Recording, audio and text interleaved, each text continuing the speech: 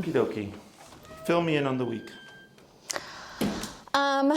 So the collar is working, although I found a couple times when she like really wants to go for it with dogs that, like yesterday, I got her up to 100. Yep. And it like the only way to de-escalate her was to come back down. And so I made a big circle to see how close I could get. Yep. And she again went back into the reaction. Okay. Was it a dog behind the fence or something, or was it a person walking their dog? It was just someone walking their dog, a neighbor that stopped to talk to us, and she reacted to the dog.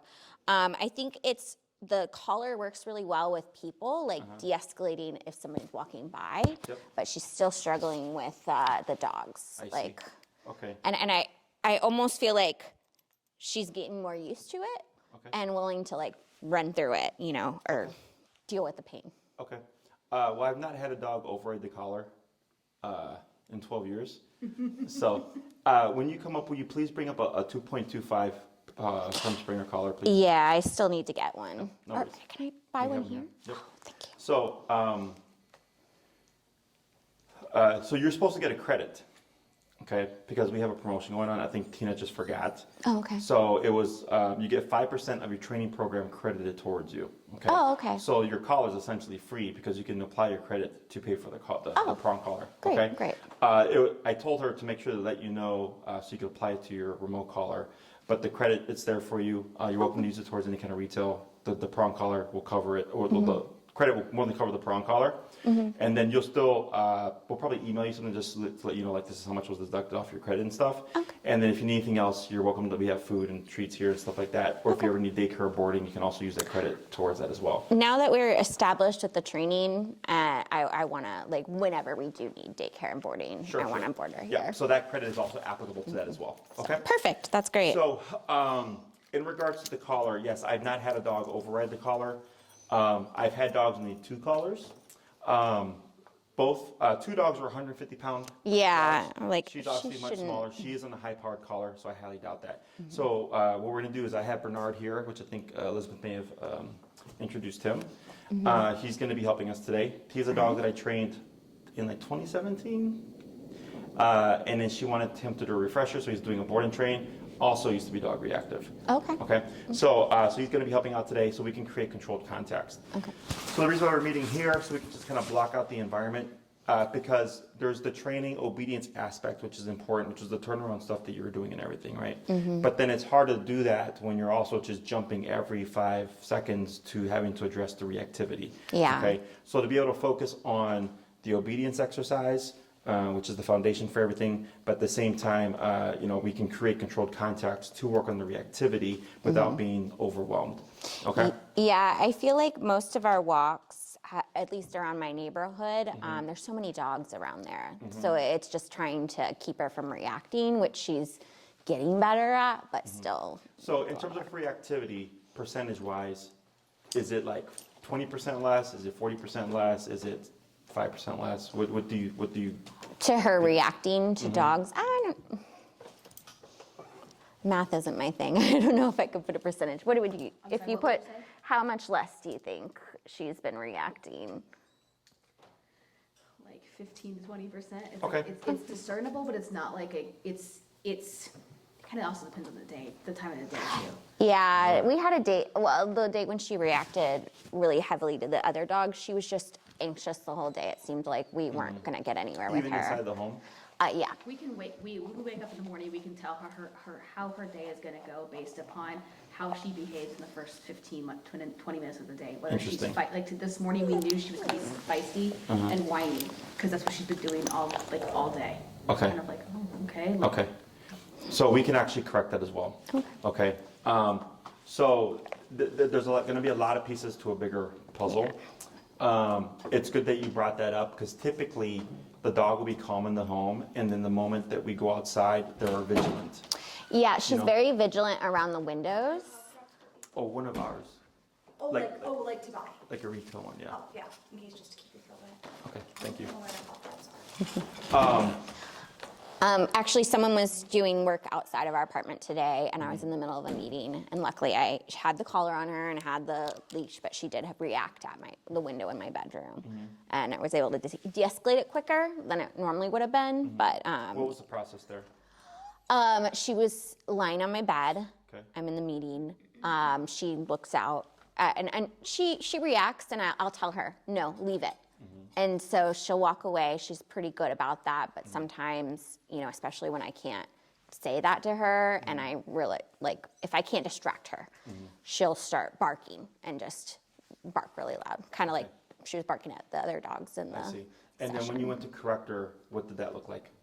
I corrected her by, giving her like 2 or 3 buzzes on the low working setting. Okay. And unfortunately, I was in the middle of a meeting, so it was like, okay, she's calm. I'll go back to it. Do you know what the setting was?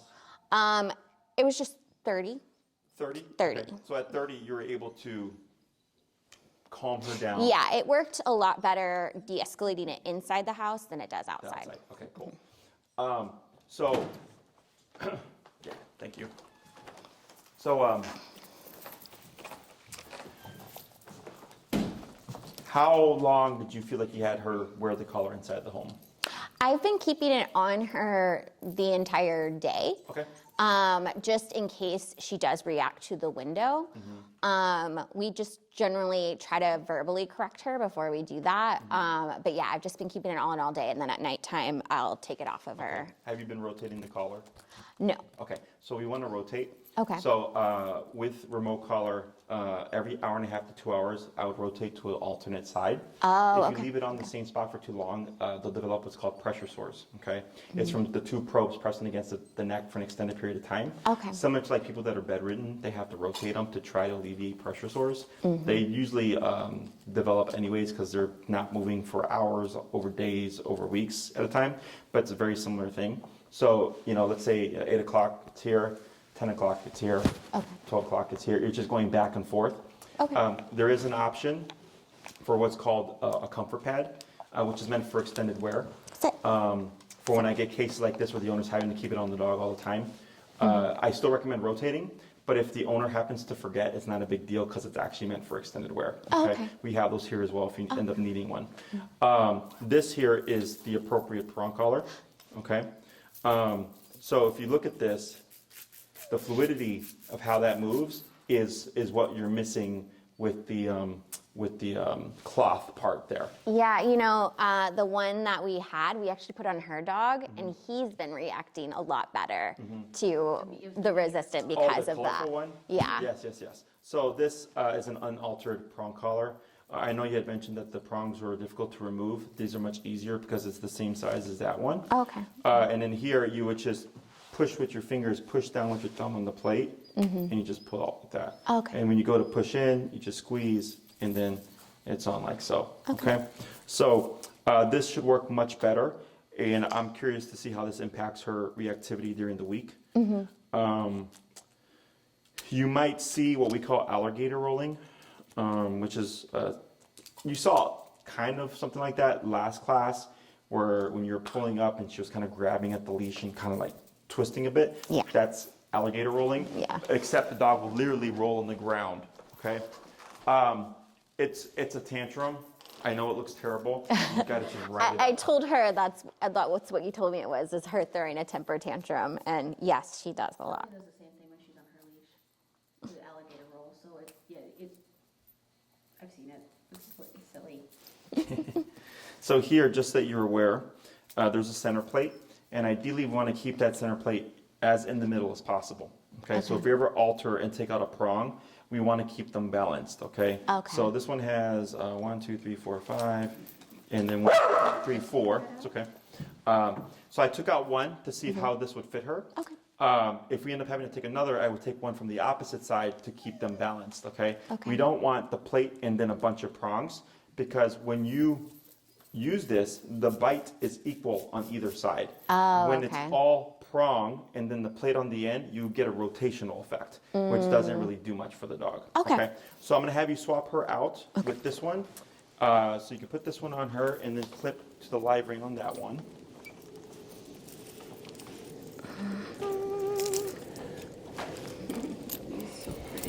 I know, he's such a cutie. Hey. Oh, Bubba, go get. Someone had shot.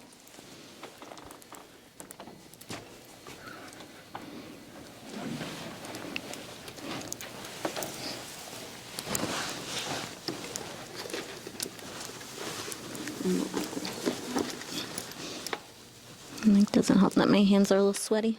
There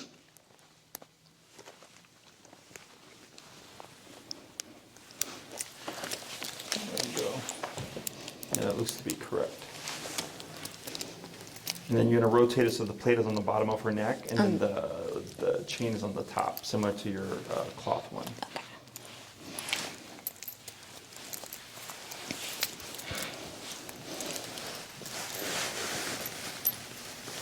Maybe I should have taken this one off first.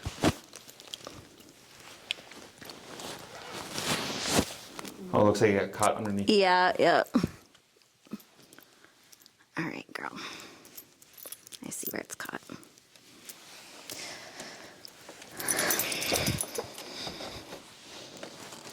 Here we go. This is the one we want to take off. Don't pull.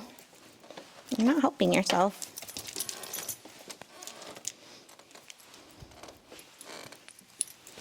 There you go. And then, so that one you have there is called the dead ring. That one with the D is the live ring. You want to clip to the live ring. Wait, which one's the dead ring? The larger one? The circle. Yeah, so the This circle one? is the dead ring. And this one's the one you want to clip Correct. to? That's Okay. called the live ring. Okay, the D-shaped one. Very good. Ready to put that in my bag? When you clip, and this one is an extra prong for you, if in case you end up needing to alter it. It's the Trader Joe's bag right there.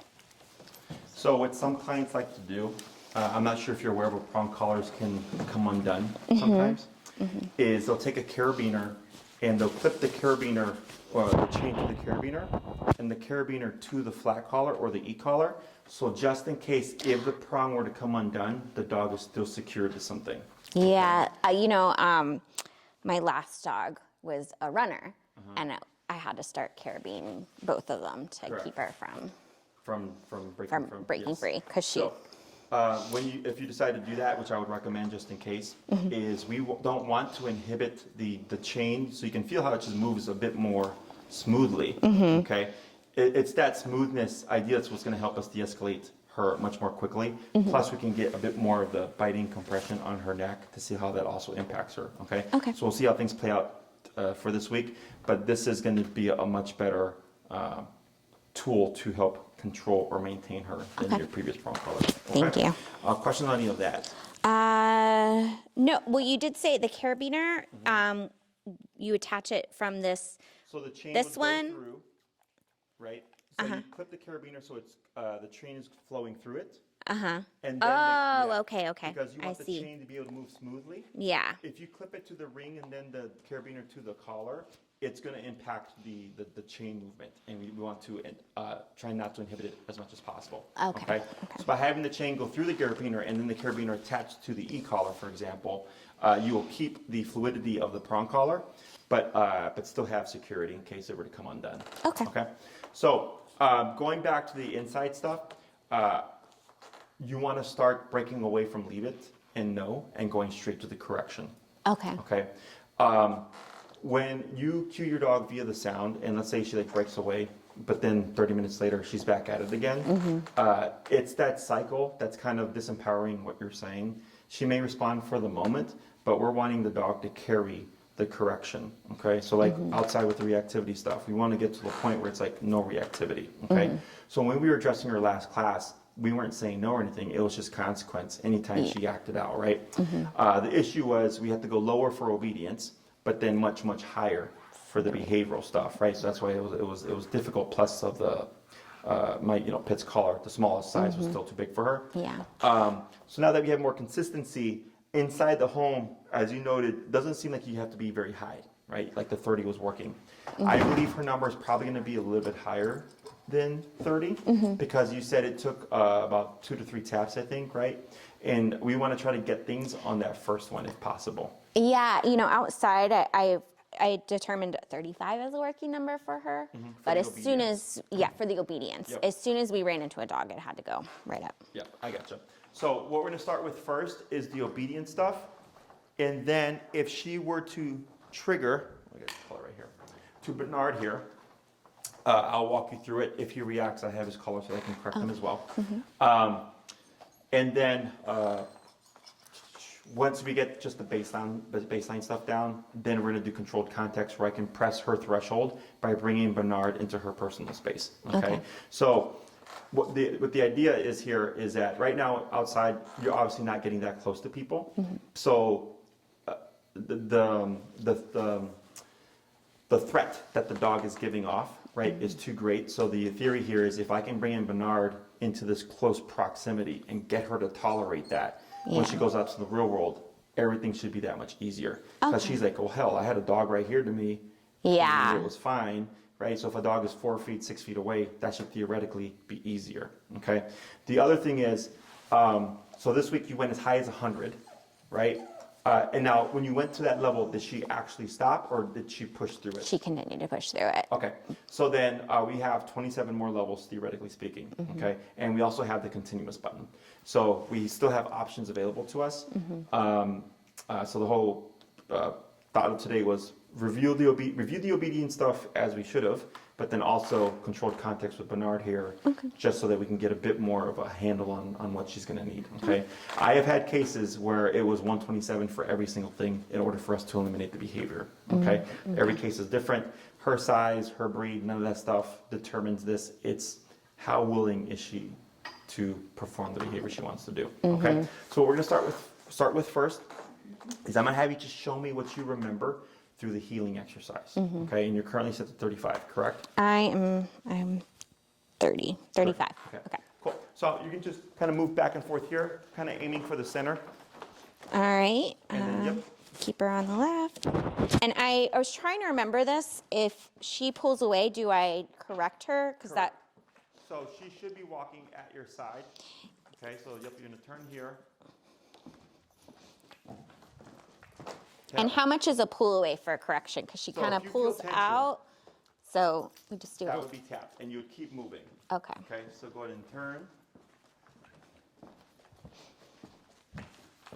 Good. Tap. Keep forward. Good. Slow turn. Good turn. Keep forward. Tap. Good. You can dip her down. Let's go to 20. 20. Because we're inside, she might be needing less. Yeah.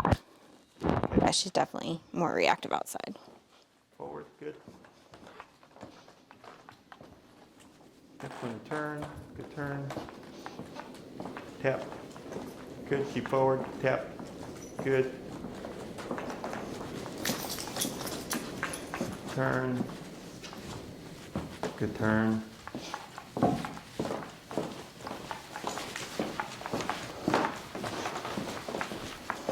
Good. Slow turn. Good turn.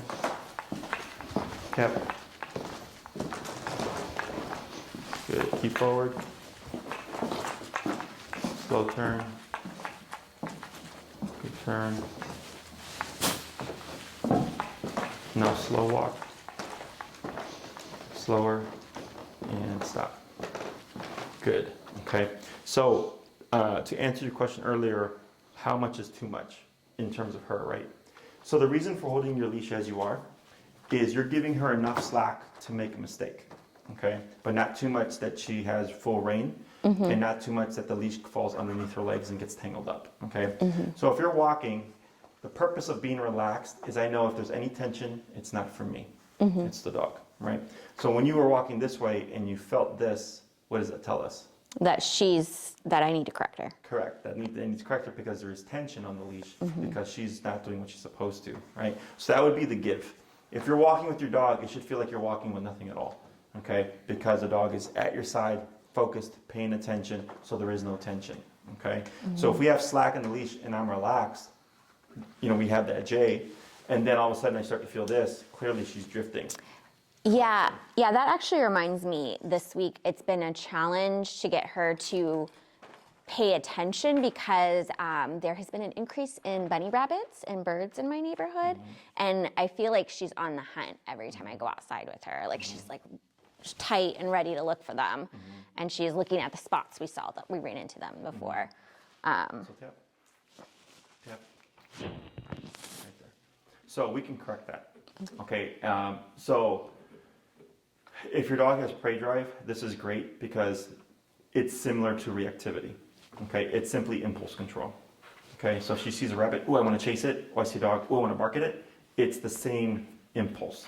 Does that make sense? Yeah. The dog doesn't differentiate, oh, this is bad because it's reactivity towards the dog, and this is acceptable because it's prey drive. Okay. Same thing with excitement. If you come into the home and the dog is jumping all over you, that's technically impulse control. It's when a thought comes into the mind and they just act, right? So like for humans, impulse shopping.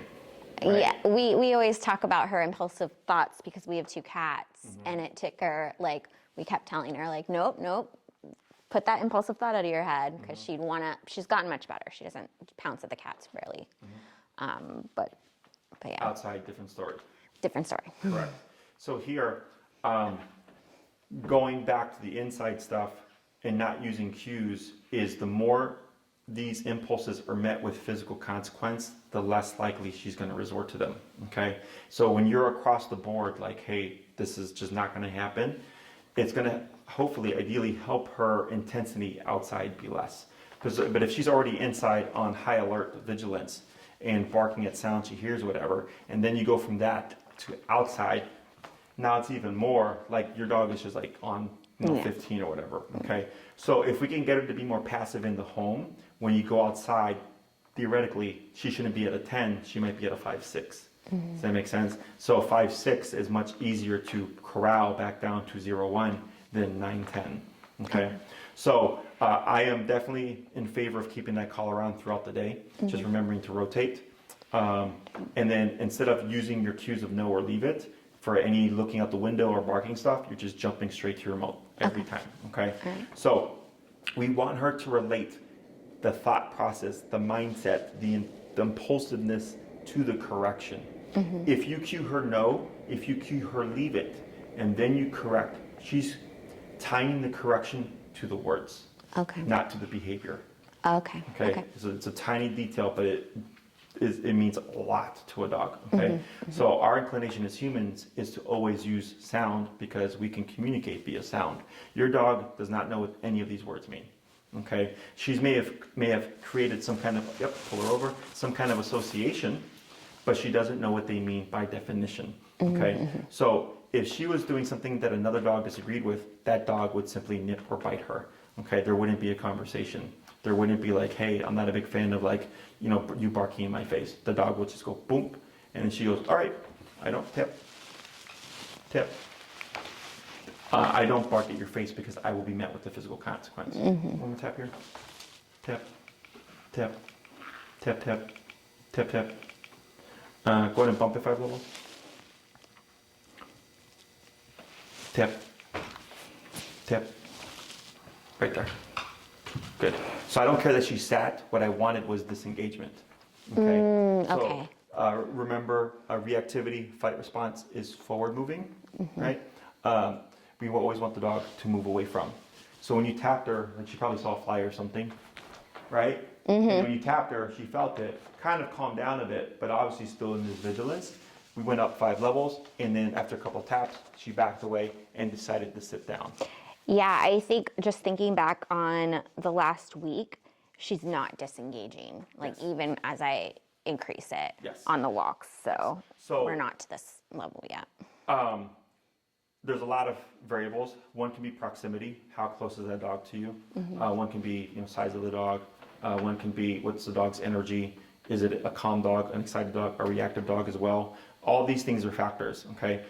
In the beginning, if you can, trying to get a gauge of her intensity, your level, in the dog proximity, because it'll help you start to be proactive. So like, let's say a dog is barking at her from across the street and you hit 100, and at 100, you're able to stop her, okay? And she just disengages. I go, okay, big energy, 20, 30 feet away, 100. So then I think big energy, close proximity, higher than 100. Does that make sense? Or like you pass by a dog that's a calm old dog, she's reactive, maybe you're at 50, 50 works. I go, okay, calm old dog, proximity 8 feet, 50 worked, right? And it may seem like, oh, that's like a lot of info, but when you start to get used to it, you just find yourself just going up and down on the collar as needed, okay? Don't worry about trying to get things perfect. Nothing's ever gonna be perfect. And technically speaking, because I know you've already gone as high as 100, right? And it still didn't settle her. What I would do is, let's say I had that failure, I'm like, man, I was at 100, she still didn't stop. The next time I see a dog, I would be at 105. Okay, I'm building off my failure. Okay. Okay, as opposed to trying to start from 35 and cranking it up. That's really helpful because I think that was something I struggled with this week is we'd go on walks, she'd see a dog, she'd start reacting to a dog. I'd start and then keep bumping up, but that dog would be walking towards us, and all the time she was just getting more and more and more worked up. And I'm trying to figure out, do I stand here and continue this? Do I move her out of the way? And it was just confused. So what we're gonna do is, and I'll let you call the shots, okay? If it seems like, okay, this looks like a good dog to try to work with, versus, let's say it's a person who doesn't seem to have their dog under control, then you cross the street, okay? That's what I'm trying to do is like discern if it was a good crossing the street moment. And there's been a couple of times where we chose not to cross the street and we continue to go, and she's done well, but there's just some dogs that she's just exploded. Yes. So we actually don't want to continue moving. We actually want to be stationary. Okay. Okay. So my theory is, because reactivity is a moving behavior, lunging, barking, when you're walking, trying to create the correct the reactivity, you're keeping the dog in that momentum because you're moving. Okay. So what I do is, did you say something? Oh, I was just gonna say, I tried that a couple times and I felt bad because the other dog owner would be walking towards me and at the same time she was reacting. But that's really helpful to know that like I'm doing the right thing by staying and stationary and engaging the collar. Yes. So the reason why I prefer stationary is it works to your favor. Okay, when you're moving, it works to the dog's favor. I've had clients be tripped over by their dog being reactive and crossing them. Okay, when you're stationary, very unlikely that would happen because you're not moving. Okay, Gotcha. So you see the dog coming a block away, 2 blocks away. Whenever you think, okay, now I need to get ready, you would step to the side. Most of the city is sidewalk, grass, curb. You would go to the curb. Okay, facing the stimuli. Okay. Okay, we would then shorten our leash. Not tight, short, not tight, right? To limit her range of motion. We have our trainer lock. I'm already preset at 100, 105. Okay. And then I'm watching her body language.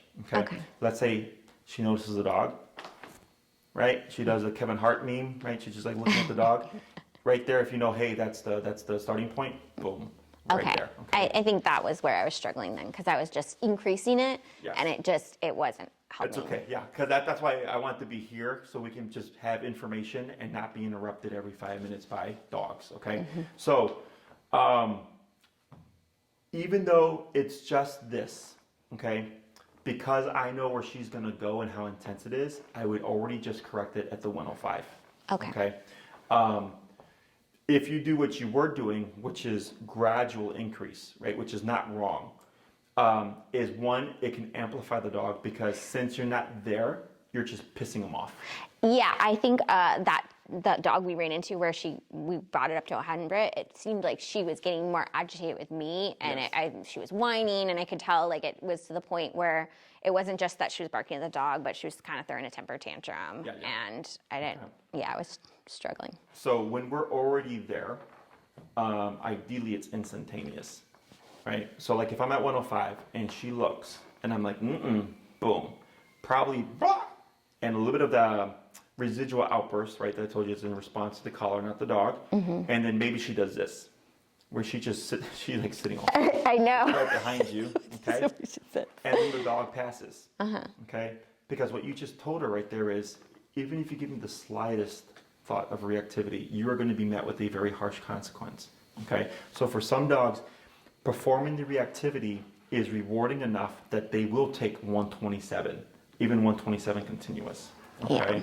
So in some cases, the dog becomes reactive, we can shut it down, very straightforward, very efficient, no problem, okay? In other cases, it's okay, harsh consequence for the slightest thought process, okay? So then her brain starts to think, well, if I start to go to a 2-3, this is gonna happen. I don't want it to happen. It's not worth it. Does that make sense? Because the behavior is so minimal. So I had a client, I don't know if I said this last week, they had a similar breed as Australian Shepherd, and he used to dig in the garbage. Okay, and they were correcting that 127 continuous, which is the harshest correction that you can give. They emailed me. They're like, Jesse, we keep correcting him. He keeps digging in the garbage. What are we doing wrong? And I said, continue with the same correction, even if he looks at the garbage. 10 feet away, 5 feet away, any glance at the garbage, hit him hard. That's how we stopped it. Okay. Because he's like, you know what? Going in the garbage, I'll take the hit. That's kind of what I felt like she was getting at this week, is like it was worth it to her to keep it reacting then too. So that's really helpful to know. Logic is not the same. You're like, man, I felt this thing sucks. Like, I wouldn't want that. Yeah. But dogs are physical creatures. They nip and bite each other. So this is not anything new to her, genetically speaking. Okay. So her intensity, her threshold, all that stuff is just sky high. So when you're already there, you're just capping it immediately. So there is no time for her to push through and be rewarded and be intensified and adrenalized. It's boom, now, cut it out, right? So then she thinks, well, I don't even want to think about barking at a dog because I know where it's going to go, and it is not worth it, okay? Okay. So, and this is stuff that, again, it's just trial and error, okay? Is this making sense? Yeah, definitely. So if you look up online, like, reactive dogs and stuff, you'll see stuff where it says, like, don't make your dog sit when they see another dog because it makes it harder for them, which is technically true, okay? But it works better for the owner, okay? So it's harder for the dog emotionally because they're contained, they're stationary, the potential threat is coming. They feel more vulnerable in a sit position. Correct, or just being stuck, right? So imagine like if there's an immediate danger to you, like getting closer and you just have to sit there, right? You're probably gonna get overwhelmed, probably get stressed out. Yeah. It's the same thing for your dog. But your dog is not logical as you are, right? Your dog is going, there's a dog, I don't like the dog, I want to blow up, right? For whatever reason. So you have to be your dog's logic. So when you step to the side and she's stationary and she has to take the oncoming pressure, right? It makes it harder for her emotionally, but it makes it easier for you in the moment, because if she reacts, you have much more leverage when you're stationary than when you're moving, okay? So, and I tell clients, I'm like, if your dog, can't even handle sitting and watching a dog pass, then good luck trying to walk past the dog, okay? Yeah. So this works to your advantage. So you're step aside, and you can also mentally and emotionally prepare yourself for, like, this is probably gonna suck. Okay, which I think I told you during the consult in the beginning of the class, I'm like, this is going to suck today, right? Because I already knew. So by doing that, I go, okay, well, if it sucks, I already knew it was. And if it's better, then hey, you feel good about it. Yeah. So you're prepping yourself, okay, I'm here, I'm watching my dog's body language. We're not getting tunnel vision, because sometimes people will approach with their dog, oh, hey, you must be stepped aside for me. Yeah.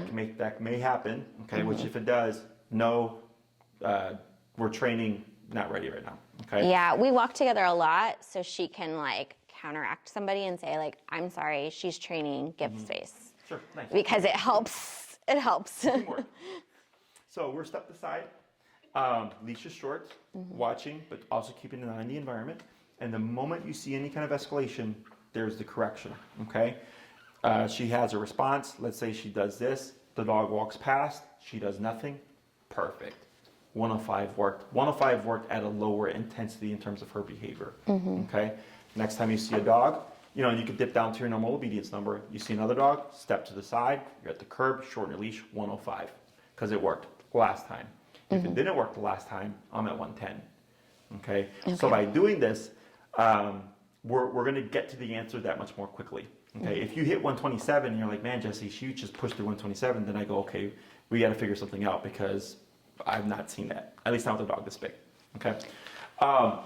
So is that all making sense? Yeah, and I think my mistake was I was resetting it back down to her working number and then bringing it back up each time she reacted. Correct, yeah. Instead of staying at the number or bringing it even higher. And that's what, we just had the one class. It's a very common mistake. I even have clients who are like 6 classes into the program and they're still doing it. I'm like, no, we're way past that, okay? So, so when you see anything that you feel will trigger her, you're just jumping straight to the last number. If it worked, if it didn't work, 5 levels above. Okay. Okay. So if we took this and we applied it to like 30, right? And you go, okay, 30 didn't work. Next time I'm 35. Okay, 35 didn't work. Next time I'm 40, right? Eventually you would have hit 100, 105. And then you go, oh wow, ever since I hit that number and I correct her early enough, like, it's great. right? And then we start to see, oh, we had a couple of instances of dogs walking past and I didn't have to press the button. Okay, that's how we can tell we're making progress. We're stopping and then deterring the behavior. Does that make sense? So currently inside here, the number that you're at, 25, I think, right? Or Yep. 25, is the working number, because she's been sitting just behind you this entire time, Yeah. right? Without you having to do anything. But initially, when we went from 35 to 20, she was stationary, she started to get bored. You corrected her a few times, okay. And then 2 minutes later, she did it again. We corrected her to 25, and now she's been sitting there for 10 minutes. It's once you're at the correct number, like it should feel like, oh wow, like that's a drastic difference. Okay, except in this case, we're talking about reactivity.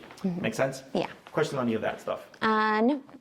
So let's say, not counting reactivity, obedience-wise, how do you feel she's been with walking with you?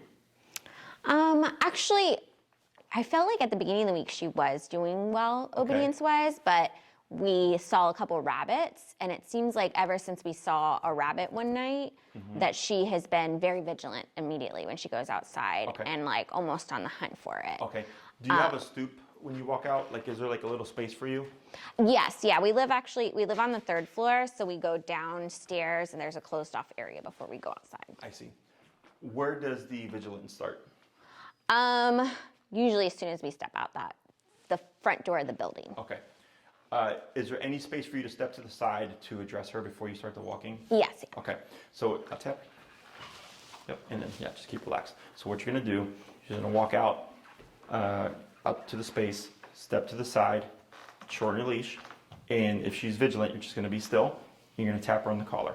Okay, and you're gonna look at her. So if she's like this, obviously vigilant, right? Yeah, she's been doing that for like the last 3 days. So let's say you're at 35, still vigilant.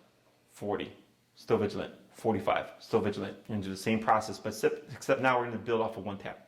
Okay. So the 3 tap rule initially is to help you have a structure and a foundation to build from. But theoretically speaking, I can jump if I know the tap isn't effective. So when I had her, when we were at the park, I was up there very quickly because I could already recognize, all right, these lower numbers are not impacting you, right? So with the behavioral stuff, we can actually escalate very quickly because it's simply don't do that or don't think about that, right? So if you're outside before the walk and you see she's vigilant and it's 40, 45, 50, 55, 60, 65, 70, 75, maybe you hit 100. And at 100 she yelps, but then finally she just seems like, okay, a little bit disinterested. I go, great, now I got through. Then I begin my walk. Okay. So you're addressing her mental state prior to the walk. Okay. If you begin the walk, you're in obedience mode, but your dog is in prey mode, right? And as long as she's in that prey mode, she's going to jump from prey mode. Okay. Yes, it's going to work against you. So what we're doing here is we're saying, don't worry about the rabbits. Forget about the rabbits. Okay. So if you create like this would be great. Then I go, wow, you're passive now. Off 105. Now we're going to walk. Okay, so now I'm jumping off of passiveness. Okay, So, I think that will really help because, I wasn't doing that when I stepped outside with her. no worries, yeah. And this is, we're building off of a week of work now, okay? So you're going to have successes, you're going to have failures. That's just how it works.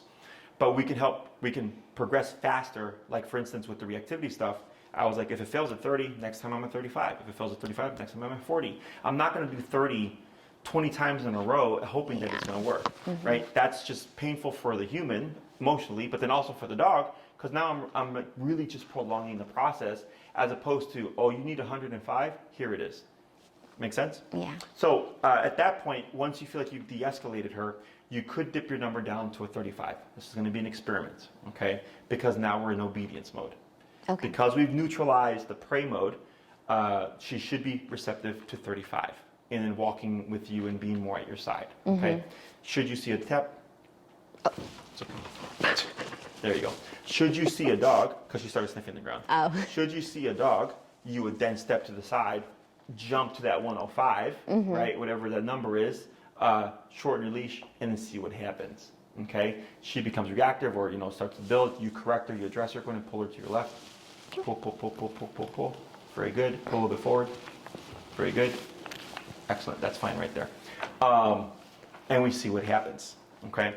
So the more we start to squash these intense mindsets, whether it's prey, excitement, or reactivity, we should start to see everything coming down, okay? Because people tend to excuse certain things, like, oh, I don't care if the dog barks at squirrels. I go, I get that, but if we have Squirrels are this dog- another thing she's been going after. That's right. Rabbits, So- squirrels, birds. And I'm not against a dog being predatorial because that is their instinct, but when we have this level of reactivity that we're dealing with, I'm going to use every opportunity that the dog gives me to layer in a correction to get really in their head about there's things that I'm not going to tolerate. Once we reel everything in and we have progress in behavior and you're like, man, I feel good, we can always give her the ability to chase squirrels as a reward. Okay, so I'm not against it, but I'm going to use it to my advantage and I'm going to harness it so I can use that to help build the dog's behavior with the reactivity and stuff like that. Does that make sense? Yeah. Cool. So going forward for this week, beginning of the walk, get outside, step to the side, start addressing the prey drive stuff, right? Once you feel like you've got her neutral, begin your walk. You can bring your number back down to the 35, okay? And then build from there if needed. You see a dog, step to the side, already preemptively hike it up to the 100, 105. Yep, pull to the left. Very good. So that you're already there to just stop it immediately, okay? If that fails, the next time you see a dog, preemptively bump it 5 levels, step to the side, and then see what happens, okay? And then if you hit 127 and it's like you feel like she's just pushing through it and stuff, you can let me know. If possible, like let's say you try it a few times and you just feel like, man, this isn't working. If you catch it on video or if she can catch it on video, and you can email it to me, I can review it to see if you're doing anything incorrect. Okay. One thing that clients do subconsciously that they're not aware of is they pull back or they pull up and back. Okay, back and back escalate. Up de-escalates. I think I mentioned this before. Yeah, I think that tip really helped, at least for this time around, like this last week, is I've been making a point to make sure that I'm not, because that was probably my biggest reaction with her is Good job. pulling. Good. Good. But it helped a lot. Yes. It's a little thing, but like if you're walking and you see a dog and you do this, I know why you're doing it because you're prepping for her behavior. But for her, she's going, hey, there's a dog. You're tensing up. It must be because of the dog. Yeah. You see that? So now we're getting miscommunication there. So when you're nice and neutral, there's no feedback from us to them. And then, if she escalates, if you're going back, but you're tapping on the collar, we have conflicting messages because the pulling back says, keep doing what you're doing, and the e-collar is saying, stop doing what you're doing. Yeah. Okay? So with those conflicting messages, it causes confusion and frustration, which ends up being like vocalization and spinning and stuff. So if you see something like that, so like if you sent me the video, I would look and I go, oh, okay, this is what's going on. This is why it's not working. Theoretically, do this instead. Okay? Questions on that? No.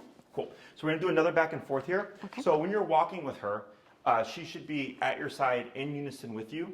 I don't want the brain on the floor. I don't want her sniffing. I don't want her going, hey, what's going on over here? Anytime she does that, you're just moving forward and meeting her with the consequence. Okay. If she were to get ahead of you, that's when we do the pivot turn and tap to bring her back to your side. Okay. So whenever she passes, if possible, always turn, tap on the collar. If it's just going to the side or lagging a little bit, you would just keep moving forward and tap her to return her to you. Okay. So go ahead and adjust your leash. Good. And then rotate your collar so that the chain is either on top or to her right.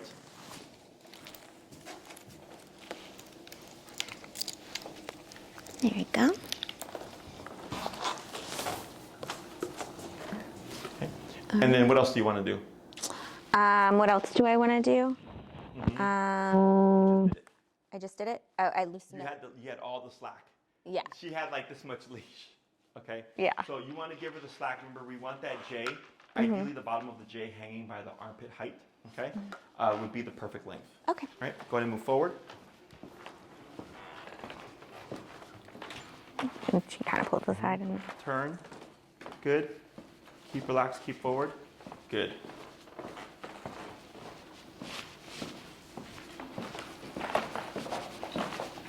Go ahead and turn. Yep, keep relaxed. Good. That's fine. Pull left, tap. Tap. Good. Keep forward. Good. Go ahead and pull left, tap, turn. Good job. Yep, keep forward. Go ahead and dip down. Let's go back to 20. Pull left, tap. Good.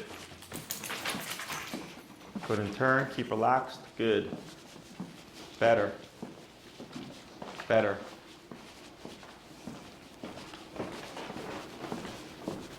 Pull left tap. Good. Keep forward, good. Tap, tap, keep forward, tap, keep forward, good. Good turn, yep, keep relaxed. There you go, good, good. Keep forward. Should I be tapping every time I turn? No. No, just Only when she's not moving moving with me, okay.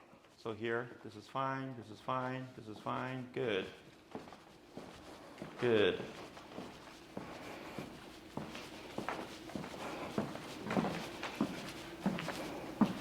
Yep, good. She turns with you, nothing here.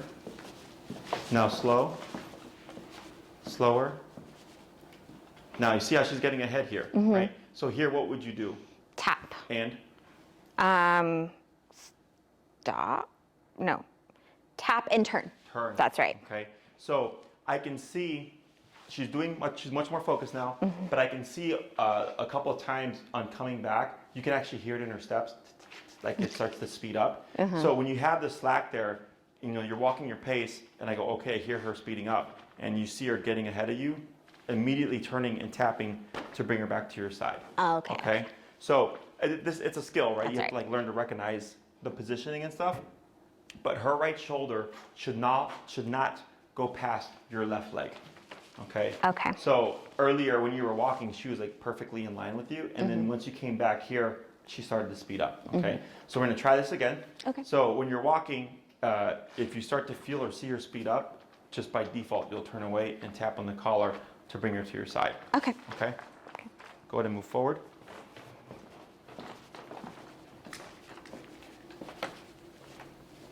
Good, good turn, keep forward.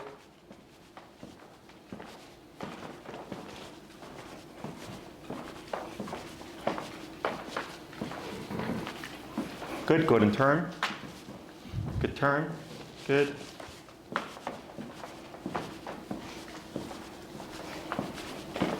Turn, tap, tap, good. Did you hear her feet speed up?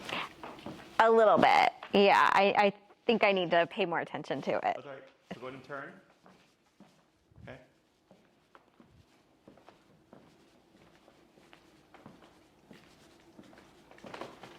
So this is where we tap Tap, and turn. Tap.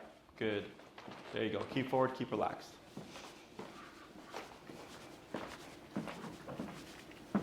Yep. Good turn. Yep, keep relaxed. There you go. Pull left, tap. Good. Now slow. And stop. So you see the difference here? See where she's positioned? Yeah. Now she's directly parallel to you. Okay? So that's how you can tell if the dog is focused or not. So earlier when you stopped, where was she? She was kind of turned sideways. Yeah, sideways in front of you, right? Because when you came to that stop, she was already forging ahead. So when you stopped, this is where she landed. Now that you have her tuned into you, she's right shoulder parallel to left leg. Okay, so that's what I would dub like the perfect heel position. Okay. This is obviously family of pet obedience. We don't need perfection all the time, but that right shoulder should fall within that 1 foot pocket that I was talking about before. 1 foot to the left of you, 1 foot going behind the leg, never any distance forward. Okay? If she's outside of that pocket, you would keep forward and tap. It should bring her in. Okay? If you feel it push her out, it's normal. You would just keep moving and keep tapping. If anything, you would bump it. So she thinks, you know what, trying to move away from this isn't working. What happens if I run to mom's leg? Everything turns off. Okay? So, is this making sense? Yeah. Yeah. Questions on any of that stuff? No. So what we're going to do here is we're going to add in the heel cue. So you'll have a formal on switch. So technically speaking, when you go on a walk, if you don't say heel, she's not required to walk at your side. Okay? Our off switch is break, unless you happen to have a cue of your own. Some people use okay, some people use free. Think of break as your universal, you are done with your obedience command. Okay? So if you cue your dog in a heel, she's in a heel until you say break. So if you walk for 1 hour after saying heel, technically speaking, she's in the heel for 1 hour. Until I say break. Correct. Or unless you maybe give a different command. I'll do break because I don't think I have another release. command. Okay. Yeah.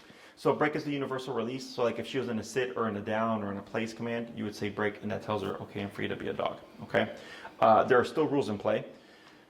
So let's say you walk with her to the park, you were to tell her break, you know, she's sniffing and whatever, and then she sees a dog, she still cannot be reactive, okay? Your dog does not have to be under command in order to be able to be corrected for behavior, okay? It's at any point, if she gives us something that we don't want, we would simply correct it to deter her from doing that behavior again, okay? The difference is if she's in a heel, she's just in a much more stricter mindset because she has to walk parallel with you, in tandem with you, matching your pace, stopping when you stop, and then after today, sitting when you stop, okay? So heel is a package. Walk with me, stay with me, sit when I stop, okay? So when you cue heel, your dog's expected to do all these things. So when you come to a stop, if she doesn't automatically sit, what you're gonna do is you're gonna lightly pull up on the collar, tap on the button until she gives you the sitting position. We would not say sit. Okay. Okay? Okay. So here, lightly pull up, tap, tap, tap, pull up a little bit more, tap, tap, relax. Good, okay? So what you just told her non-verbally through pressure, put your butt down, okay? When we say heel, if you stop and then say sit to make her sit, you will always have to say sit. So it becomes Okay. heel, sit, heel, sit, heel, sit. And I want heel, and I walk, and my dog does all these things automatically, okay? So to create a default behavior, what you're gonna do is you're gonna cue heel. You're gonna lead with your left leg first, okay? For dogs, they have wider peripheral range than we do. So when you lead with that left leg, she sees that, and that's her visual cue of now we're walking. In more advanced training, left leg means walk with me, right leg means don't move, okay? Okay. So what we're doing here is we're just setting the foundation of recognizing your body language and what it's communicating, okay? So what I'm gonna have you do here is you're gonna cue the word heel, you're gonna lead with your left leg, okay? If she doesn't walk with you by the second step, you would tap to bring her to your side. We would not wanna pull her. Okay. You want your remote to always do all the work for you, Okay. Then she starts walking with you, you would come to a turn, walk for a little bit, slow down, come to a stop, she should stop with you. If she doesn't sit, you will lightly pull up, tap on the collar until she does, relax when she does, heel, left leg, and repeat. Okay. Go ahead. All right. I'm going to say heel, Correct. and then I lead with my left leg. Correct. Heel. Good. Yep. Go to the turn. Good turn. Keep forward. Tap. Tap. Good. Now slow. Slower. And stop. Yep. Now lightly up on your leash. Tap. Tap. Tap. A little bit higher. Tap. Tap. Tap. Yep. Up on your leash. Tap. Tap. Tap. Tap. You got it. Tap. Tap. Tap. Trying not to laugh. Tap. You got it. Tap. Tap. Tap. Tap. There she goes. Tap. Tap. Tap. A little bit more up with the leash. Tap. Tap. Tap. Tap. With your right hand, put some pressure on her hindquarters, pushing down as you pull up and tap. There you go. Praise. Good girl. Good. Go ahead and pivot so she's to your side. Good. Up on your leash. Tap. Tap. Tap. Tap. Relax. Good. So right there, when she does this, okay, do you know why she does that?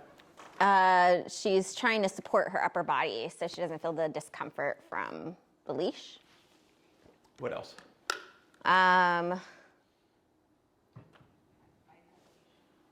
She is trying to bite it. She's tried to bite it a couple times. She's trying to take control. Okay. Okay.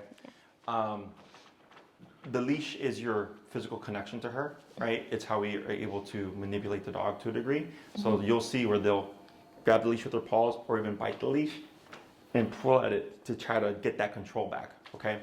So the reason why you have to keep up and keep with the tapping is she needs to mentally give up that fight. Okay. So the one thing that's very powerful about the e-collar is it can make the dog think they made the decision. Okay, so when you pull up and she's like, no, and you're tapping, and she's like, oh, this sucks, right? And let's say you bump it, and you just make it a little bit worse. And she's like, oh, I can't deal with this. I'm gonna give up. Everything stops. So what she just learned is if I go into resistance, if I go into this kind of fight response, things get harder. But if I just go with it, things get easier. Okay? So in a way, we're technically breaking the dog, right? But we have to break these behaviors because those are the same behaviors that empower her in the reactivity. Does that make sense? Yeah. So we don't see it that way, but this is dog. Okay? And then when people hear like, oh, you're like breaking the dog, I'm like, well, to a degree, yes. Because it's that stress or false confidence, whatever it is in these behaviors, that's just provoking her to keep doing it. But if I go, you're not going to win this, and all I have to do is keep up, and you don't have to do it to the degree like you feel like you're working out, you're just keeping it up and letting her wear herself out. Because she's having to do more work, having to fight against you, right? So eventually she wears out physically, and then she gives up, and she goes, you know what? I tried to fight against mom. I didn't get my way. So this is the power of wills, Yes. and I will win. Okay. So I've seen this stuff. Tap, tap, tap. Go ahead and bump your collar. Right there. Right. So you did 3 corrections, nose on the ground. We bump 5, bring the nose up. Okay. So is this making sense? Yeah. Trust me, it's happened to me too, where it's like I'm out working with the dog and this shit is happening in real time. It's happened to me at Oz Park and dogs are just like freaking out. I'm like, we gotta ride through it because if we give, the dog goes, I win. And the next time they're that much more motivated to push through. Does that make sense? So if ever I'm confronted with a behavior by a dog, ideally, even if it may be super hard, I will work through it, even if it takes me 15, 20 minutes, because I know it will be super impactful to the dog. So that took you maybe a minute. The next time, maybe 30 seconds. The next time, 15 seconds. The next time, 5 seconds. The next time, 1 second. And then it's gone. But it's going to get easier and easier and easier because she's going to go, well, I've tried this with mom. I don't get my way. So why am I doing it? Make sense? Cool. So we're going to do a couple more of the heel to the stops to the auto sits. Go ahead. Oh, I didn't say heel. Good catch, though. You caught it. Go in a slow turn. Good turn. Keep relaxed. Keep forward. Good. Keep forward. Tap. Keep forward. Good. Slow. Stop. Good. Lightly up. Tap. Relax. Go ahead and pivot so she's to your left. Like pull her. There you go. Now, up on your leash. Tap. Tap. Tap. Tap. Relax. A little bit of praise. Good girl. Good. Okay, so here we're adding praise because we're doing obedience. So I want her to know, like, this is what I'm looking for. But you see how that was much less than the last time? Right? Not putting the pause because we rolled through the first time. Okay? Now, it's not to say that she won't try it again. Like, you'll see where you'll get progress, and all of a sudden the dog is just, like, fighting like crazy. Okay? It's like the last bit of will. Like, they're going to give you their best shot, and then I just make sure I write it out, and the dog goes, okay, I tried my best shot. It didn't work. I gave up. Okay? Like training a kid. Like that one. Heel, left leg. Okay. Heel.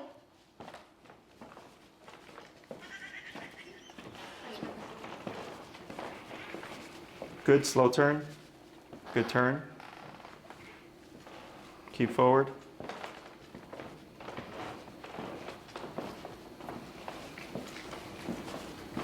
Slow. And so right there she got a head. Yeah. And you recognized it because you see how you pulled her away? So. And I did the thing, but my instinct was to pull her. Yes. So we want to break that instinct. So the good thing is you recognized it. Bad thing is did the wrong thing. Okay. So when you see her getting out of line, instead of doing this, it would be this, and then tapping to bring her to your side. Okay. Okay. So go ahead and just finish that turn. Okay. And then slow. Right. Yep. Good job. You got it. Yep. Good move. There it is. Now slow and stop. Tap, tap, lightly up on your leash. That's fine. Very good. So she got ahead there because that was more abrupt on the stop.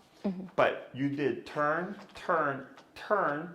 And I don't know if you saw, she like kind of sped up, but then locked in once she realized she was going to pass you. Yeah. So that was 100% correct. Sometimes that happens where it's turn, tap, and then all of a sudden, boom, the dog locks in. Okay, because they can go into like a state of panic momentarily where they're trying to figure out and they're too impulsive, and eventually the brain slows down. They go, okay, lockstep with mom. Okay, so we're gonna try that one more time. Okay. Heel, left leg. Heel.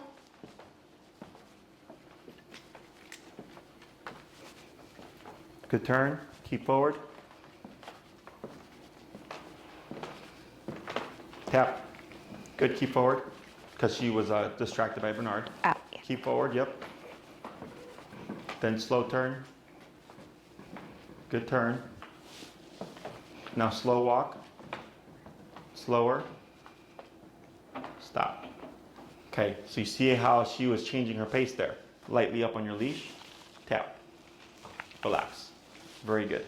Makes sense. Good girl. Good girl. So we're going to build off of this. So when you step aside for the reactivity stuff, before you hike it up, okay, step to the side, tap into the sitting position, shorten your leash, bump it up. Okay, the reason why we put the dogs in the sitting position, it's much easier to contain and control them.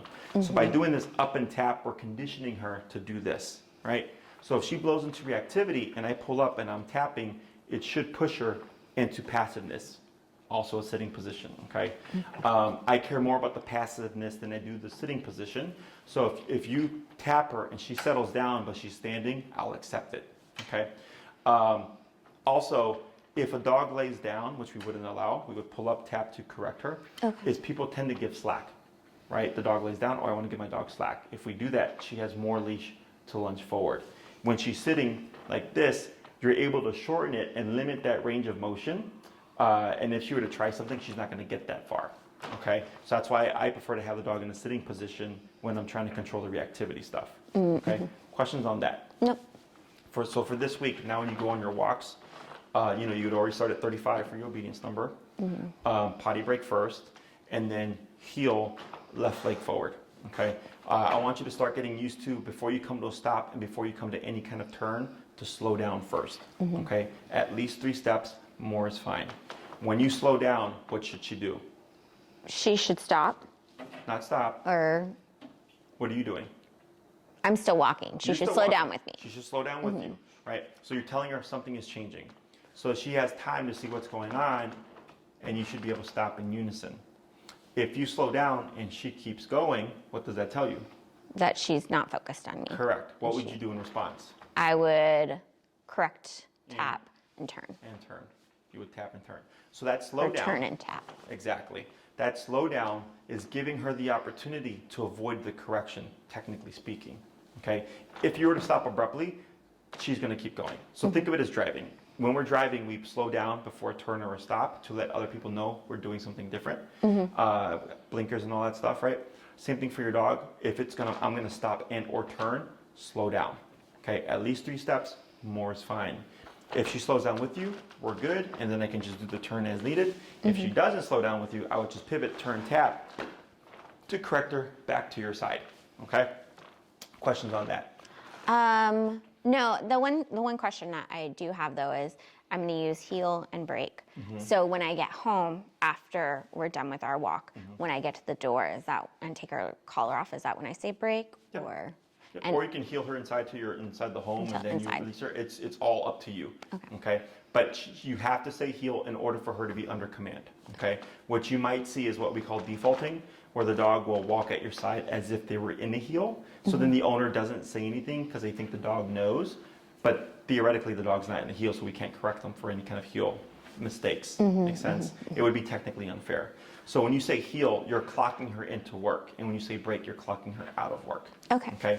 So if you're let's say, potty break, heel, walk for 20 minutes, come to a stop.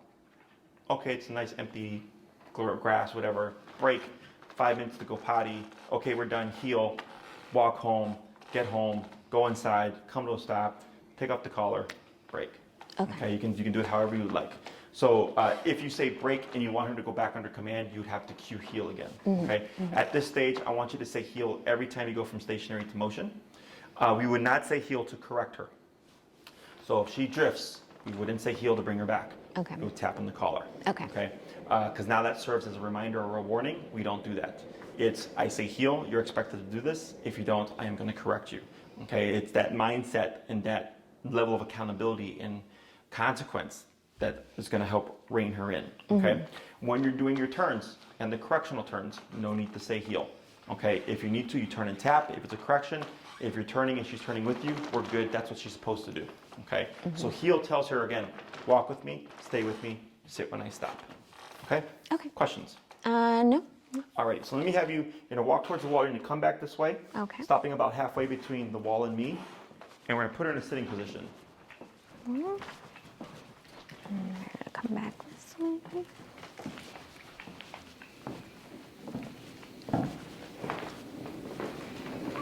Grab here. Check my time. Okay. Yep, tap.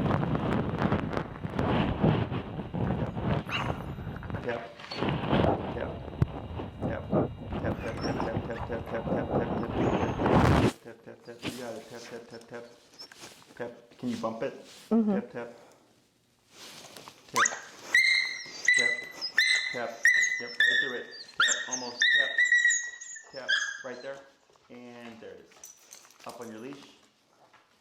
Good. Take one little step back. Good. Good girl. Okay. Now here I wouldn't praise.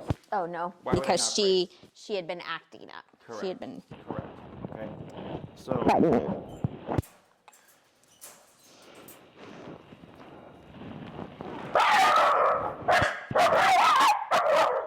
And bump it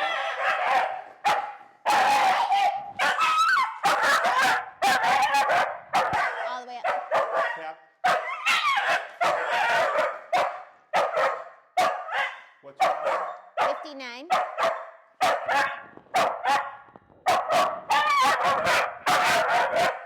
Hold. Tap. Hold.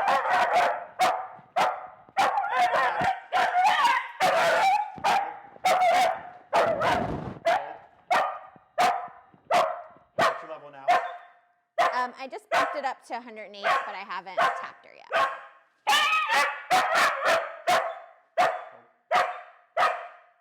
Tap. Tap.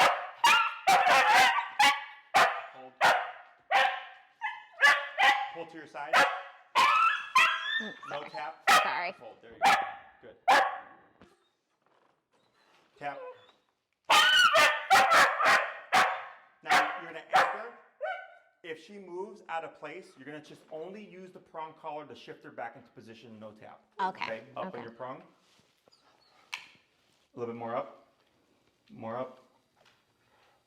Relax. Take one little step back. Good. Relax your arm. Good. Tap. Pull to your side. Relax. Good. One little step back. Good.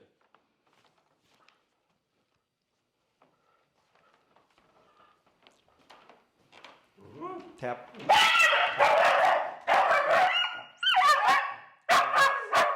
Relax. Pivot so she's on your left. She's on my left. Yep. Tap. Yep. So what you're gonna do here is yes. Hold right there. Good. Wait a moment. Good.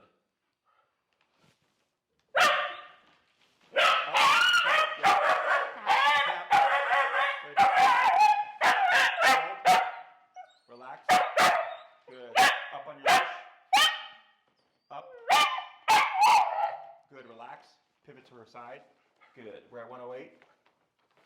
We're at 108. Yeah. Okay.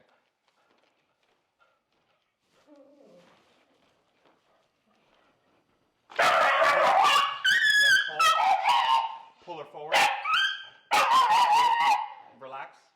Good. Tap. So here you are. Okay. Pull her forward. Up. Now relax. Now step back. So when we're in the moment, you're anchored. you address her. Once she settles, then you go to move with her. Okay. Does that make sense? Okay. Because when she's in this state, when you're moving with her, you're keeping her in that erraticness. When you stay stationary, you're the anchor, right? She rides it out, you shut it down, she settles, now I move with you. Okay. Does that make sense? Yeah. Good. You're doing a good job. Thank you. That's why we're here.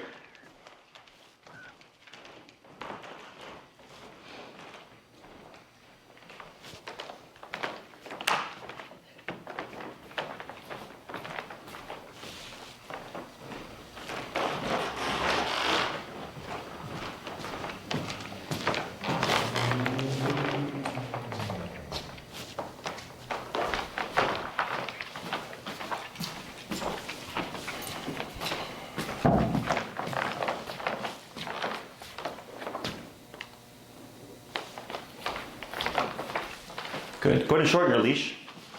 And shorten as much as you can, but still keeping it slack. Very good. Okay.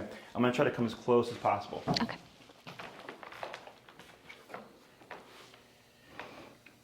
Looks like I don't want to go near her. Good. Okay. So here, the hardest thing for a dog is face to face, because that's full on confrontation. Okay. So that's why I'm bringing Bernard here as Face close to as face. possible, because she's going, all right, well, he's right there. He's not doing anything. Nothing's happening. As long as I don't blow up, nothing happens. Okay. That's what we need her to understand. Does that make sense? So here, when you know you're at 108, she blows up, you correct her, and then we gave space, right? Because it's a harsh hit. She got to vent, okay? But then once I recognize, okay, you're no longer venting, now you're just going back to reactivity, another correction. She vents.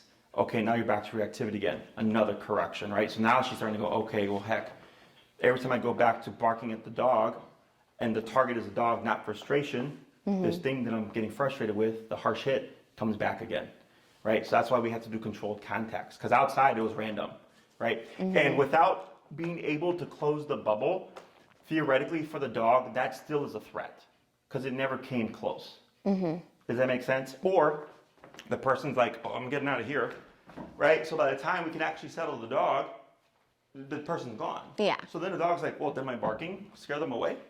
So now that's the reinforcer. Okay, so this is the hard thing about reactivity, because people see this and they either want to Nair. avoid it, right? Or maybe they're like, oh my God, what are you doing to your dog? Like I've seen it all at this point. Okay, unfortunately, it's just part of the process. However, with this foundation, okay, where we just took 3 minutes to ride that out and bring it close proximity, when we go outside and you're already at 105, and she does it, and you correct her, she's gonna go, wait, this is just like at Jesse's facility, right? Because now she's building from something. She's like, at Jesse's facility, this happened for a full 3 minutes, and it didn't stop until I just calmed down. So ideally, she would just she might give you frustration, but you should get to this much more quickly and reliably. Okay. That's the whole purpose of this. Okay, is this all making sense? Yeah. Now, the only issue is, because this is controlled context, being outside in the real world can put the dog in a different mindset, but the foundation is still there, okay? Key thing is, when she's having her fit, you're just calm, cool, and collected, okay? And then if you need to pull up, you do so. The moment you feel, and I don't know if you can feel it through the leash, you can kind of feel the dog pulling back, right? Because she's going into that passive position, is you relax with her, and then you step with her. So when you give that relaxation back, you're telling her this is what you're supposed to be doing. Okay. Okay, when we keep this tension, right? Yeah. So Bernard here was reactive. That's why I trained him initially, okay? I don't know if you heard him. He was just like, ugh. Yeah, I know. I Right? was like, So you're a saint, Bernard. here, even though he's going through all this stress as well, he's like, all right, but I know not to be reactive, okay? And then me, I was relaxed. I have the leash short just in case, but I'm not feeding any tension to Bernard. So then he's like, okay, like Jesse's here, he's in control. I'm gonna let him deal with this, whatever. Does that make sense? So same thing for your dog.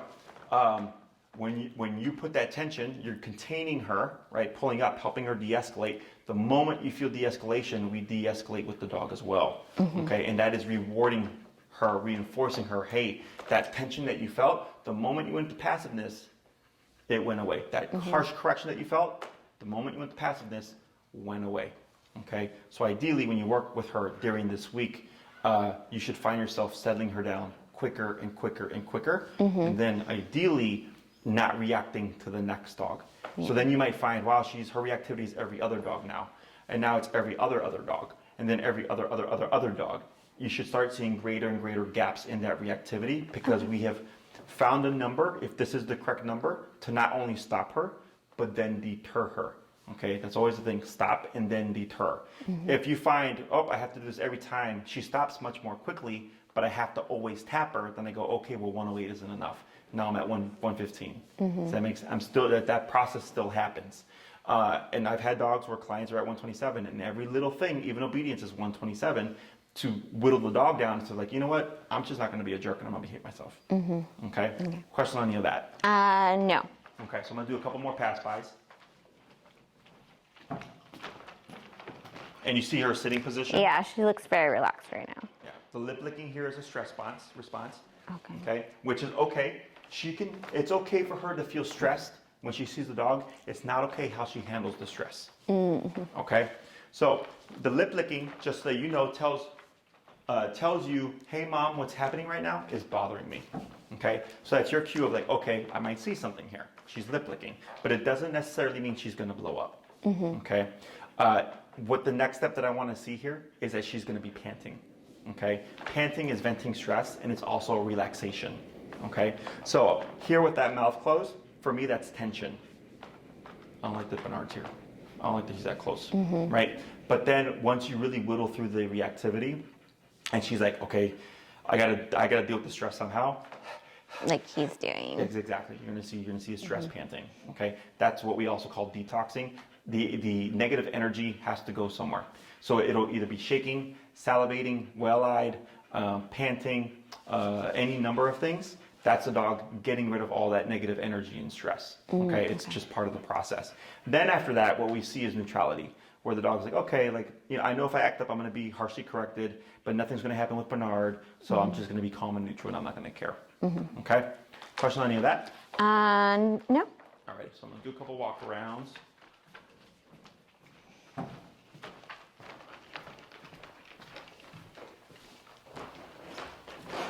Thought about it there, thinking about it. Did you see the little Yeah, itches? we see her do that all the time. We're like, oh, intrusive thought. Yeah. Leave it alone. Yep. So go ahead and tap. Tap. Yep. Up.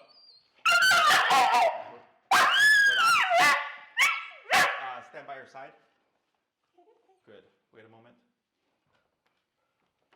Good.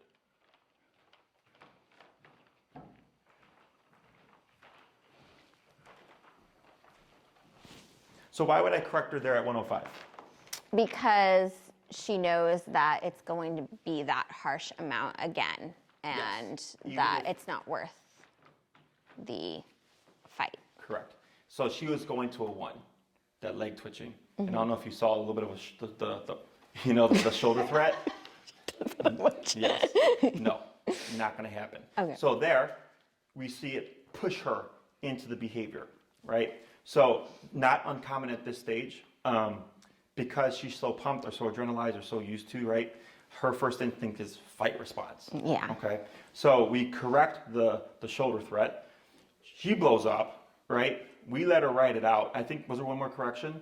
Or No. It was just the one. Okay. So the rest was all just spiel. Okay. And then you pulled up, you helped her de-escalate, you reposition, we're back to where we are, right? She needs to learn that the collar means no, not go.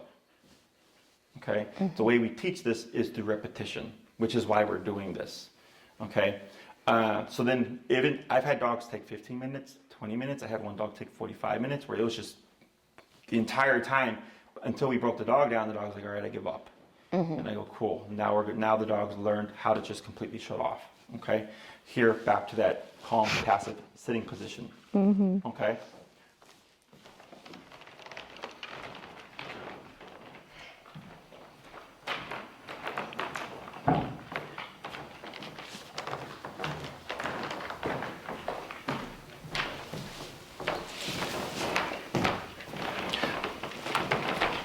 I'm not a runner, neither is Bernard.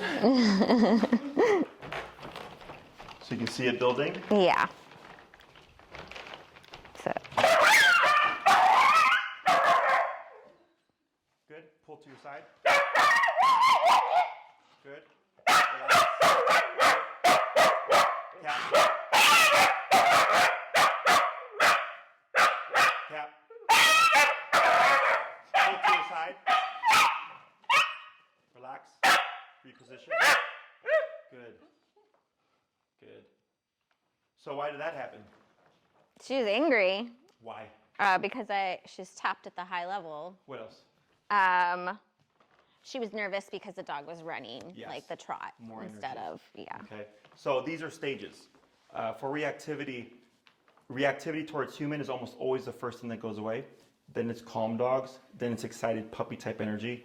Other reactive dogs or sudden run-ins, turn the corner, there's a dog, are the end of the spectrum. Okay.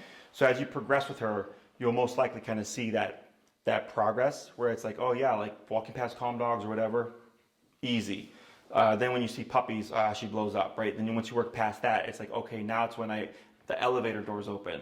It's when I turn a corner and we're just blindsided by a dog or whatever. Those are going to be the hardest because they're sudden, okay?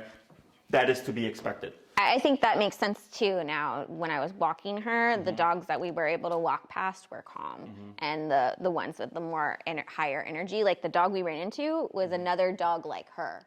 So it had a lot of energy. She's starting to give it the panting. She did it briefly for like 2 seconds, two times just now. Nice. Okay, so for me again, we're breaking through where she's going. Okay, this is not worthwhile to me. Okay, questions so far on any of this stuff?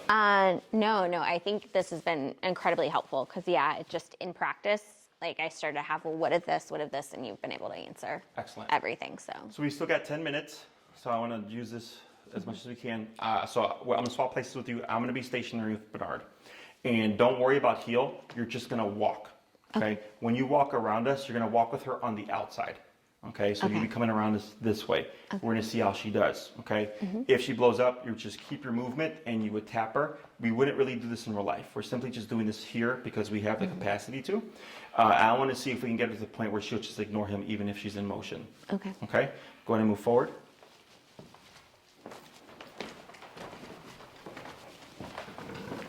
Good. And then you'll start to walk circles here, okay? Okay. So she's already eyeballing him. Okay, good. Going to come a little bit closer on the turn here. Good. Yep, keep walking around. Good. Cut around again.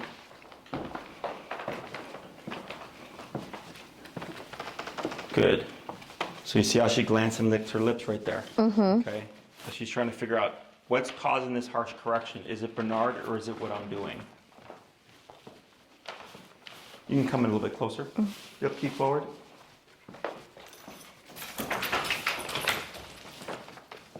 Yeah, so she's already starting to notice a bit more. Okay, yep. So ignore any positioning stuff. This is really just getting her used to being around another dog while in motion. Okay.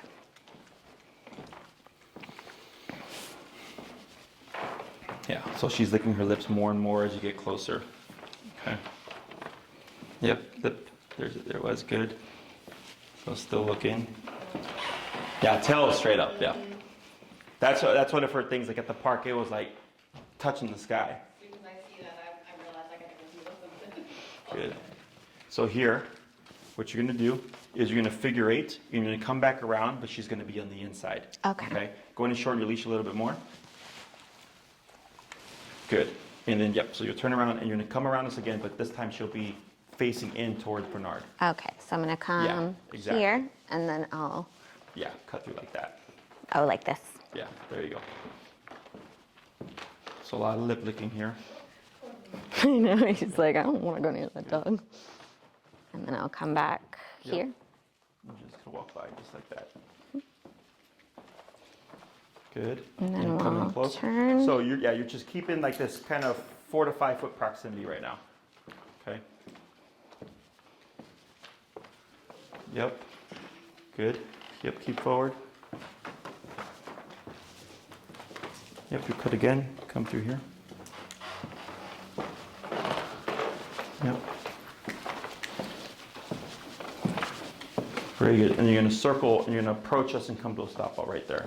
Okay. Cool. Hold right there. Good. Up on your leash. No tap. Good. One little step back. Excellent. I'm going to move with Bernard.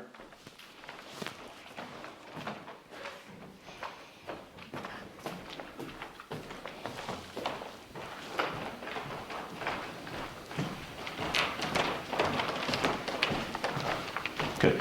And here, like I can see it because of my perspective. Her eyes are like this. Her eyebrows. Okay, they're kind of like a bit of a concern. I want to see that. Okay, because you're like, is it Bernard that's causing me to get correct? Right? It's your decisions. Okay, so the concern means that what's happening right now means something. We need it to mean something in order for her to think twice about her behaviors. Okay, so if we hadn't been at 110, we'd probably still be dealing with all the nonsense. I mean, that's what happened during the first training session, right? Yeah. Like we could never get her fully to stop. Here, because we forced controlled context, forced close proximity, I also changed energy and started running with Bernard because I knew this is the next step in her reactivity. And now she's being able to actually fully relax to a degree. Okay? So I'm gonna do a little bit of fast movement with Bernard.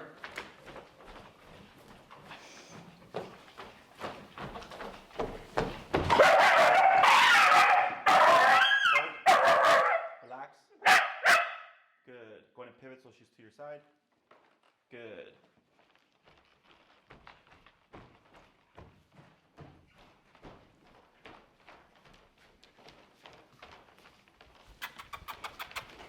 Good. Ah. Come on. I know, Bernard. You and me both, buddy. I just want to put my face in his hair. He's so cute. Just snuggle you. You're so cute. Good. Hi, buddy. Hey. He's so cute. Hey, Bernard. Hey. Hi. Hi. Hey. So this is a little She bit. licked her lips. Yep. The tail's going a little bit, but she's holding. Hi, buddy. Hey. Yeah. What's up? What's up? What's up? What's up? Yeah. What's that? Oh my goodness. What's that? What's that? Good. So, did you see what she was doing at the end there? She was sniffing. Yes. Like, it was almost like, can I get into that play? At least that's how I read it. So sniffing is a good sign. Sniffing is curiosity. Okay? Curiosity is a social behavior. Who are you? What are you about? Okay? So I'm creating that energy. That tail starts to go, but instead of lunging, she goes, curiosity. Okay? So if we have a dog that's super reactive, very hard to try to bring them to sociability because their first instinct is always fight. Yeah.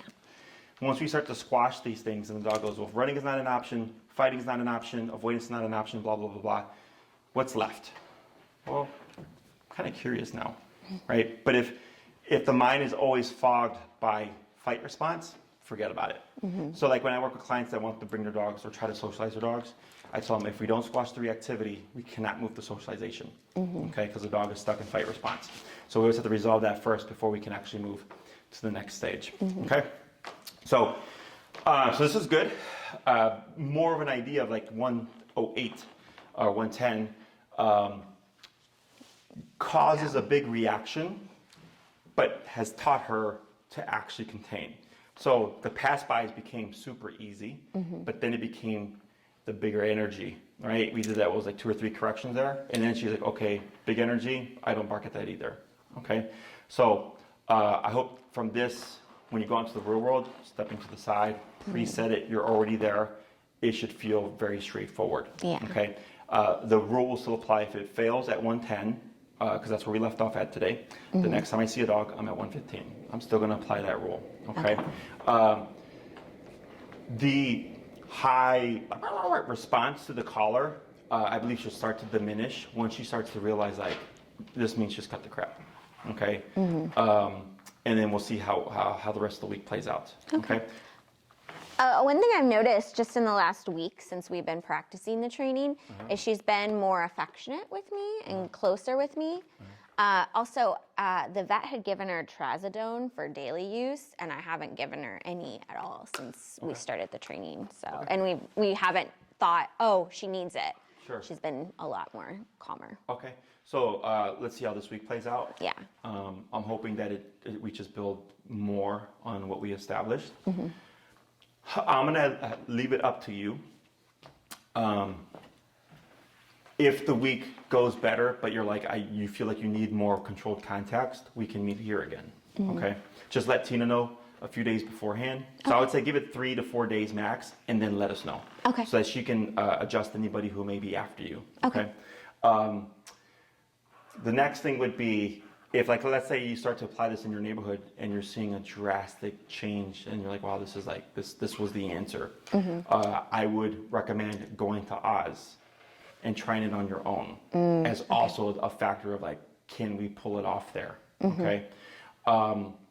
I just don't want us to be flooded so much that we can't make any progress. Yeah. So we can always create controlled context and then gradually work our way into that environment. The end goal would be we're there, and she's just keeping herself in check. Whether or not we're able to do it more quickly is what remains to be seen. Okay, does that make sense? Questions?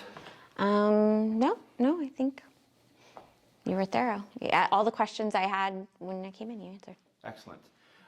There's more to the healing stuff. I just gave you a little bit more to work on because I was more concerned about the behavior. So we'll see how things play out this week. If you feel like you're making good progress, but you need like an additional week just to kind of make sure like it's not like a fluke, feel free to let Tina know, like, hey, or Maria know, please push us back a week. Jesse said it was okay because I want to just work on this reactivity stuff, knowing what I know a little bit more before having the next one, okay? Okay. So the behavior obviously is a big priority. So there is value in repeating this if we have different energies. Bernard is obviously more of a passive energy. If I had like a more big barky type energy, I'd be like, oh, for sure, let's do it. Yeah. But essentially, once you understand this, it's really just confronting it and writing it out and addressing it, and then squashing all that stuff. And then it's like, okay, cool, she's learned her lesson. She stopped being reactive. Okay, so I'll leave that up to you. So homework for the week: add in the heel cue, leading with the left leg. The sitting Stuff at the lower numbers. So you'd be at 35 for that. Okay, your typical obedience numbers. Writing out any kind of protest. And then when it comes to the reactivity stuff, just spiking it up. But make her sit first before you spike it up. Because if you remote her at 110 for the sit, it's going to just put her in a frenzy. So do 35 sit. If she reacts to it, that's when it's the high, the 100 and. When she's reactive to a dog. Yes. Yes. Okay. For everything else at the moment, it's going to be 35. And if you have to go 40, 45, it's fine. But you're being lower for the obedience stuff than you are for the behavior stuff. Yeah. Okay. Okay. All right. Good job. Thank you. I know. Good job, Georgia. It's tough, and she's a loud barker. She is so dramatic.